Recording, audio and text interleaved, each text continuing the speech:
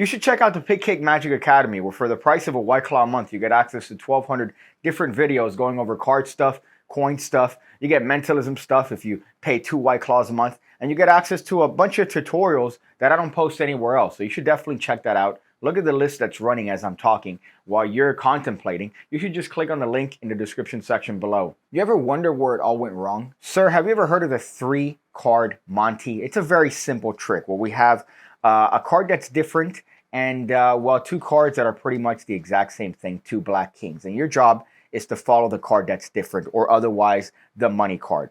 So that money card goes in the middle. Sir, your job is to figure out where that card is. So where is that card? They're going to say the middle. You go wrong. It's on top. But that's okay. Your parents are related. You're a troglodyte. Now, surpassing the inbreeding, where do you think the card is, sir, if it's on top? They're going to go, well, it's on top. And you go, haha, well, fortunately, sir, you're wrong.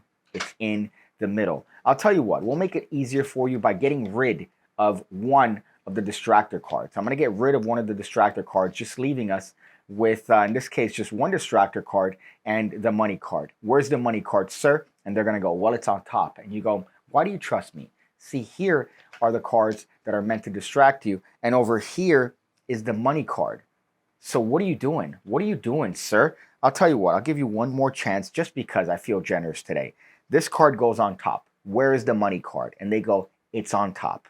And you go, no, because this right here is the money card, because that's the one that's different. You see what I mean? Remember what I said? Follow the one that's different, and that's the different one. You're an idiot. It's good to remind participants of the fact that they're moronic as often as possible in your performances. A lot of magicians will tell you that you should treat them like a gift. No, you should treat them as what they are, which is retard. And this is a perfect example of that. 3-card Monty. We're hitting them from multiple angles. We're getting them. Usually the magician would be the one pretending to be wrong. Oh man, I think the card's on top. No, you tell them to guess where the card is and you make them wrong. So here's what you need for the trick. What you do is that you get the aces. You're going to get the aces. These cards are going to go somewhere in the middle of the deck. Now, I recommend putting them in different parts in the deck in this order. So we have the ace of diamonds, or any red ace, any black king, and any red ace. And that's going to go in the middle of the deck.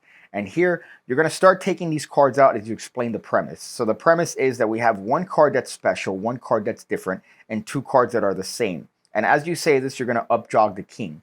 Now you're going to turn these to yourself, so you're going to turn the entire packet to yourself as you start to remove allegedly the next king, but really you're just going to up jog another ace. But this is done towards you so they don't see it. You're going to remove these cards and place the cards away. And you're going to tell them, oh, sorry, I should have explained. These are my upcoming playing cards, the missing piece deck, which are going to be available on Kickstarter relatively soon. So you should follow me on social media because, well, I'm going to be telling you when the cards are going to be available for purchasing. But then you put the cards away, and now you're left in this position where you have an ace, you have a king, and you have another ace. And all that's going to happen here is you're going to tell them the premise of the 3-card Monty. So you're going to drop this, as you say, usually 1 card is different and 2 cards are the same. And your job is to follow the card that's different. Right? Now, you could also say money card and use that terminology, but I like this because at the end, you could call back to this particular moment. And all I'm doing here is I'm dropping this red ace on the table and doing a frustration count. A frustration count is a very simple technique. All we're doing is showing the bottom card, thumbing off the top card, showing the bottom card, and placing it on top. That's the frustration count.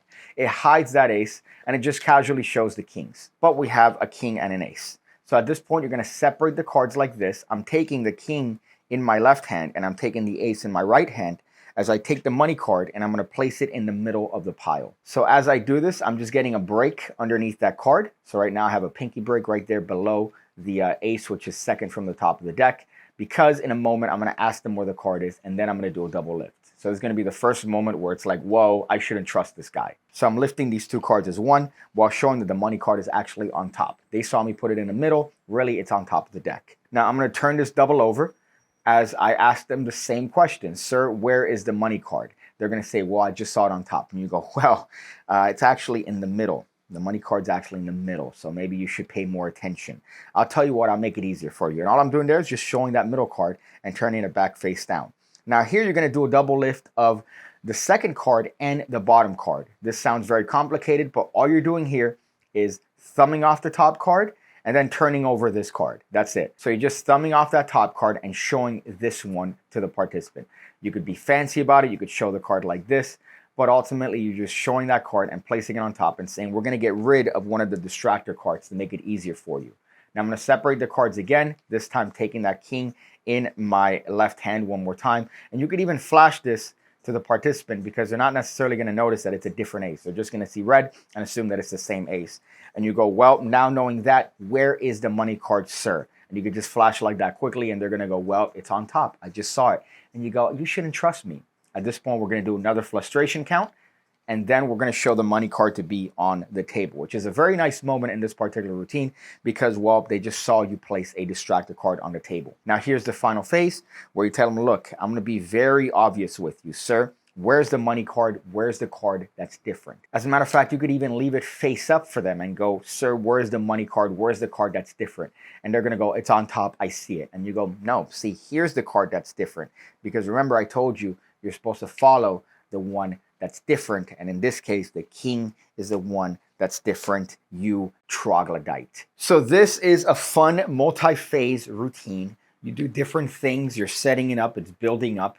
And what's great is that you have this twist that they don't see coming because you've led them through implication that, well, we have two kings and we have an ace, and their job is to follow the ace, the money card, the different card. But really, at the end, we get them. We get them with that Ryu Shoryuken when we unload the fact that we actually have two aces and one king, the king being the money card. And the great part about a routine like this is that you don't need to bend the cards. You don't need to do that weird Monty throw. You don't need to ruin the cards. You could just do this routine with any deck. You just pull out the right cards and you're into it. And it's something that most people have dealt with. I don't know about you, but I've walked through the hood enough where I've seen people playing the little bottle caps and doing the 3-card Monty and then trying to get you in it. And you go, no, thank you. I bought the DVD, sir. As far as some advice at the end of the video, oh boy, this is hard. This is rough because I think I've exhausted most of the things that I usually talk about. Here are lens wipes, I guess.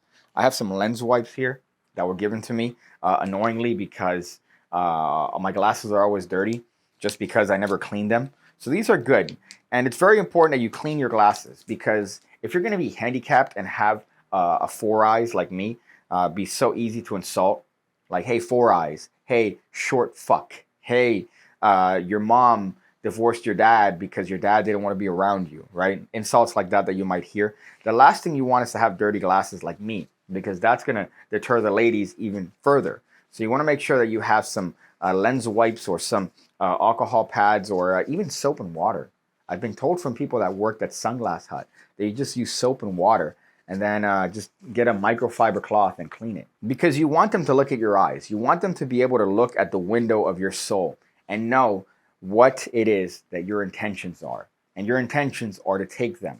I see you again, when I see you again, when I see you again, when I see you again, when I see you again, when I see you again, when I see you again.